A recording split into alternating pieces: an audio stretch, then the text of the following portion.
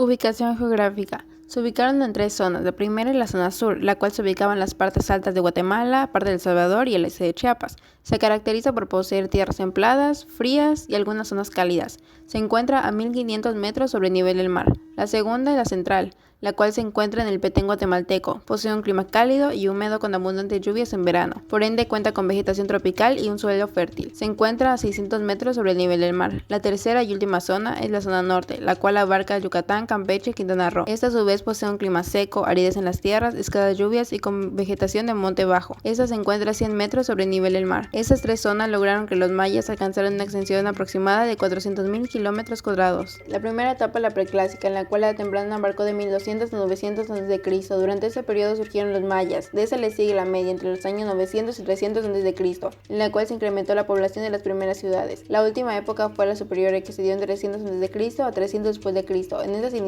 iniciaron los centros ceremoniales y una notoria diferencia social. La etapa clásica empezó con la etapa temprana, que abarcó de 300 a 600 después de Cristo, en la que surgieron numerosas ciudades con un mayor desarrollo en política, economía, ciencias, arte, religión. En la época tardía, 600 a 800 después de Cristo, hubo un inicio de guerras para reforzar su economía y política. En la época terminal, 800 a 1000 después de Cristo, ocurrió un colapso, ya que hubo una baja de construcción de edificios y abandono de la mayor parte de las ciudades. Por último se encuentra el posclásico, que se dividió en temprana 1000 a 1250 después de Cristo. En esta la tradición maya del norte de Yucatán se fusionó con la cultura tolteca, que permitió tener como centro de Chichén Itzá por parte de la cultura maya tolteca. La última época fue la tardía, que abarcó de 1250 a 1521. Esta se caracterizó por tener una de las últimas construcciones mayas y la invasión de los españoles, acabando con todas esas civilizaciones. Actividades económicas. Las actividades económicas de los mayas se encontraban relacionadas con la explotación de los diversos recursos naturales que tenían a su disposición. De esta forma, el sistema económico preponderante en las ciudades de los mayas era el de una economía de mercado, basado precisamente en el intercambio de productos. Agricultura. Los principales productos agrícolas de los mayas fueron el maíz como el producto principal, semillas de girasol, yuca o casabe, algodón, calabazas, frijol, chile, tomate, cacao, vainilla, entre otros. Ganadería. La ganadería era mínima por la falta de animales que pudieran ser domesticados. Cacería y pesca. Cazaban venados, gatos salvajes, cerdos de monte, paca común, roedores grandes y pequeños, ardillas, tortugas, etc. A los perros también los usaban para cazar. Organización social. La organización social de los mayas se encontraba extremadamente jerarquizada. La nobleza, Alach-Unik, gobernante con ayuda de parientes directos, Al-Mehenob, se hallaban en la cima del poder, controlaban los cargos principales. Los sacerdotes se dividían en 4 categorías. Los mercaderes, que se encontraban en el estrato intermedio. Plom, son nobles por su descendencia y por la importancia de su actividad para la economía maya. Los artesanos y campesinos, que se dividían en 3 categorías. Achembal Unicop, se dedicaban a la construcción de obras públicas. También estaban los campesinos de las afueras de la ciudad. Yalba Unicop, conocidos como hombres pequeños. Chemal Unicop, Yemba Unicop, que eran los plebeyos. Y por último, los esclavos mayas. Pencatop, prisioneros de guerra, infractores criminales, delincuentes, personas que se vendieron para el pago de tributos. La nobleza maya tenía la siguiente organización política. El Jalak-Winik, asistido por un consejo de notables, debía designar a los jefes de cada aldea. Batabú era hereditario para garantizar la continuidad de los linajes. Luego, el Hakushkap, grupo integrado por un consejo de sacerdotes y señores principales. Seguía el Batab, jefes menores con funciones civiles o religiosas. En tiempos de guerra eran jefes militares. Familiares del Jalak-Winik, había un comandante supremo llamado Nakom que dirigía los Batabes.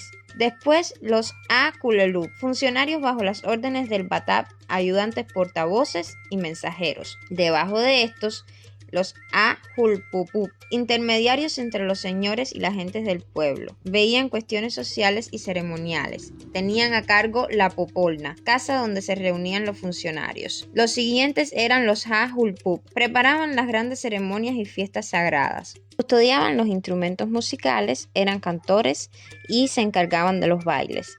Y por último, los tupiles, guardias que vigilaban el orden público y el cumplimiento de la ley. Sacerdotes, representantes de la religión maya, tenían la siguiente organización. Ahuacán era el sumo sacerdote, tenía el conocimiento de astronomía y escribía los códices. El Akim realizaba los discursos religiosos.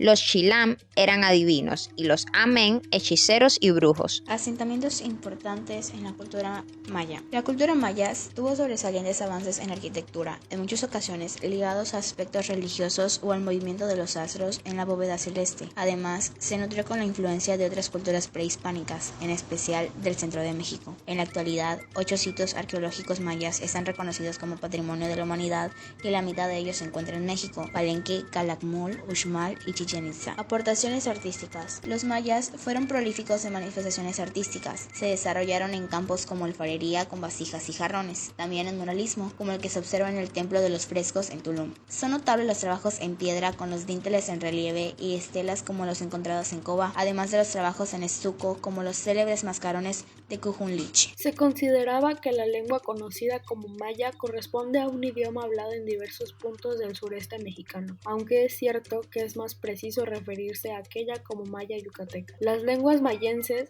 han sido habladas en los estados mexicanos de Yucatán, Campeche, Quintana Roo, Chiapas y Tabasco, así como en Guatemala y Belice. El alfabeto consta de 24 letras que se escriben en su forma romanizada. En la época prehispánica, los mayas utilizaban una serie de jeroglíficos, pero posteriormente adaptaron el alfabeto de los conquistadores.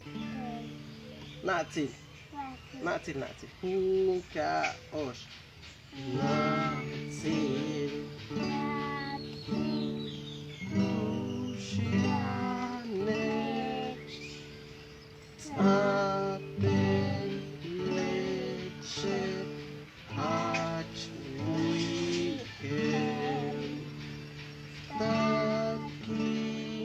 Sin duda alguna, la escritura maya es actualmente el único grafismo mesoamericano mejor descifrado. La escritura maya está basada en un conjunto de hologramas o símbolos que representaban una palabra, complementada con sibalogramas o signos fonéticos para referirse a las sílabas, las cuales podían funcionar como consonante o vocal. De hecho, un mismo símbolo se utilizaba de las dos formas. Este sistema de escritura se organizaba en las columnas de 2 bloques de ancho. En cada bloque los signos se disponen de arriba hacia abajo y de izquierda a derecha, en donde cada bloque correspondía a una frase nominal o un verbo. El sistema de numeración maya era vigesimal y posicional, basados en raya, caracol y punto. Inventaron su sistema de numeración para medir el tiempo y no para hacer cálculos matemáticos. Tenían 2 calendarios, uno civil, el Hab, y uno sagrado, el Tzolk'in.